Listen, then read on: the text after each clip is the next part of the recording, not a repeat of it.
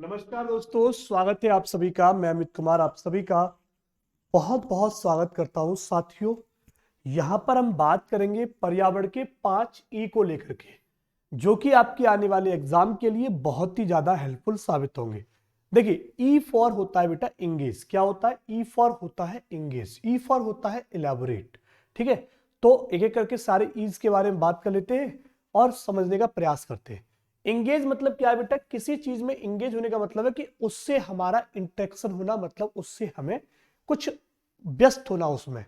मतलब हम किसी भी चीज में इंगेज जब हो जाते हैं तो हम उस गतिविधि में व्यस्त हो जाते हैं। मान लीजिए मैंने कहा कि मैं विद्यालय के किसी फंक्शन में इंगेज्ड हूं, मतलब यह है कि मैं उस कार्यक्रम में या उस प्रोग्राम में मैं एक हिस्सा ले रहा हूं या मैं पार्टिसिपेट कर रहा हूं, या हो सकता है मैं मैनेजमेंट में ही हूं।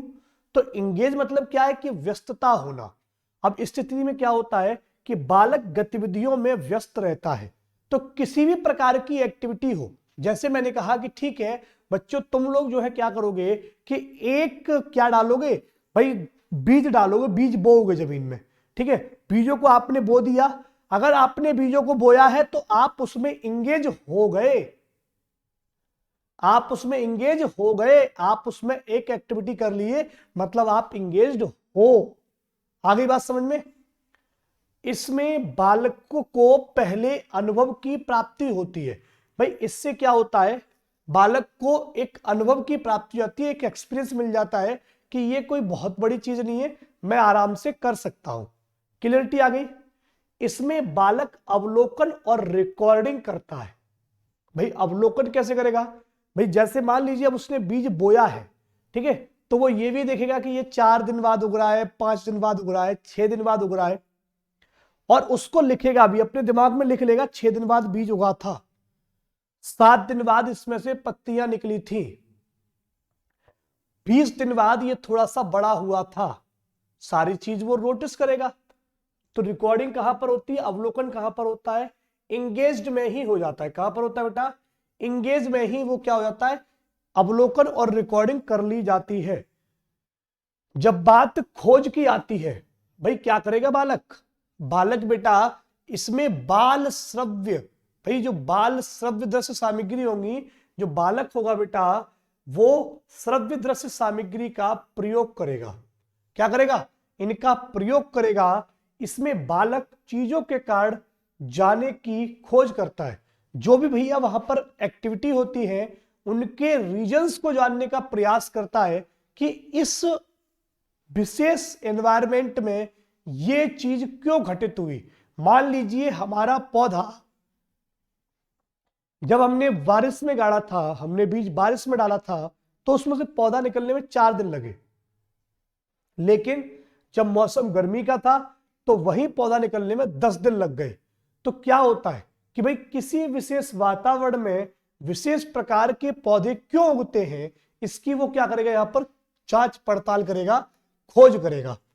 इसमें क्या होता है? इसमें बालक चीजों के बीच में तुलना करता है। क्या करता है बेटा? भाई बारिश और गर्मी, इनके बीच में, क्लाइमेट्स के बीच में आपस में क्या करेगा भाई? आपस में तुलना करेगा कि भाई इस मौसम में और इस मौसम में क्या डिफरेंस था जिससे कि पौधा सही प्रकार से उग नहीं पाया। फिर वो वहां पर तर्क भी देगा, मतलब एक्सप्लेनेशन भी देगा कि भाई ये चीज इस प्रकार से ठीक थी और इस प्रकार से ये चीज इस चीज से रिलेटेड कर रही है। तो यहां पर इसमें बालक तर्क देता है और तर्क के आधार पर चीजों में दोस्तों संबंध स्थापित करता है। क्या करता है बेटा? संबंध, एक रिलेशन बनाने का प्रयास करता है। ठीक है, जैसे शिकारी जानवरों की विशेषताएं क्या क्या होती हैं। ठीक है, तो अब वो यहां पर अपना तर्क प्रस्तुत करेगा कि शिकारी जानवर इस प्रकार के होते हैं, इनके दांत बड़े होते हैं। जो हमारे पालतू जानवर होते हैं इनके दांत छोटे छोटे होते हैं। ये जो शिकारी जानवर होते हैं ये थोड़े मजबूत होते हैं, हष्टपुष्ट होते हैं और फुर्तीले होते हैं। जबकि हमारे जो घरेलू जानवर होते हैं वो लुंजपुंज अवस्था में रहते हैं, थोड़े ढीले मिले होते हैं। समझ रहे हो? एक बच्चे की तर्क की करने की क्षमता क्या है? तो वो तर्क करेगा, उसको एक्सप्लेन करेगा। आ रही बात समझ में? चलते हैं आगे की तरफ। परिष्कृत वर्णन मतलब इलेबोरेट करना। इलेबोरेट में क्या होगा कि बच्चा बैठ करके ना किसी और के साथ चर्चा करेगा कि पता यार मैंने इस मौसम में ये किया था तो मेरे साथ ये हो गया, तो वो उस पर चर्चा करेगा, अपनी राय देगा कि तुम भी इस मौसम में ये काम करने का प्रयास करना, और दूसरों से ये भी पूछेगा कि अच्छा ये बताओ कि तुमने ये फसल कैसे की थी, तुम्हारी फसल बड़ी बढ़िया हो रखी है यार, समझ में आ गई। तो वन नहीं होंगे तो क्या होगा, अब मैंने आपसे पूछा भाई वन नहीं होंगे तो क्या होगा, तो आप इलेबोरेट करोगे कि वन नहीं होंगे तो हमें खाने को नहीं मिलेगा, खाने को नहीं मिलेगा तो हम जिएंगे कैसे। अरे भैया जब वन ही नहीं होंगे तो ऑक्सीजन कैसे मिलेगी, जब ऑक्सीजन नहीं मिलेगी तो हम जिएंगे कैसे, सबसे पहला प्रश्न यही होगा। तो इलेबोरेट करेगा वो इसको कि भाई क्या क्या हो सकता है, ठीक है। उसके बाद बात क्या आती है, इवैल्यूएट की। किसकी बात आती है, इवैल्यूएट मतलब मूल्यांकन करना। शिक्षण की सबसे अंतिम स्टेज क्या होता है कि हम चीजों का मूल्यांकन करें। तो बालक बेटा इसमें एक निष्कर्ष पर पहुंचता है, एक रिजल्ट पर पहुंचता है, ठीक है। जैसे सभी शिकारी जानवरों में लगभग एक जैसी विशेषताएं पाई जाती है। दोस्तों हमने वहां पर चर्चा शुरू की थी कि व्याख्या में कि भाई जो शिकारी जानवर होते हैं उनमें क्या क्या होता है, ठीक है। तो शिकारी जानवर में कहा गया लगभग एक जैसी ही विशेषताएं पाई जाती है। तो हमने यहां पर 5 के बारे में जान लिया। एक होता है आपका इंगेज होना, एक होता है एक्सप्लेन करना, एक होता है इलैबोरेट करना, एक होता है इवैल्यूएट करना, और बेटा जो बचा हुआ 5वां है आपका उसे कहते हैं, क्या कहते हैं भाई, एक्सप्लोर करना। क्या, एक्सप्लोर करना।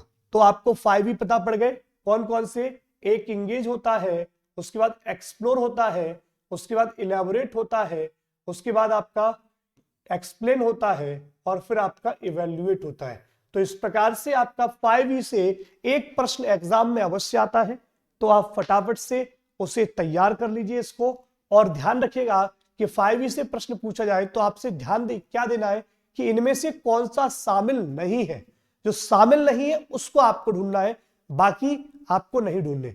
तो इंगेज आपका, अगर बालक से कोई भी एक्टिविटी करवा ली तो इंगेज आपका हो गया। तो आप देख लीजिएगा इंगेज वहां पर नहीं होगा ऑप्शन में, ऐसा ऑप्शन आपको पकड़ना है।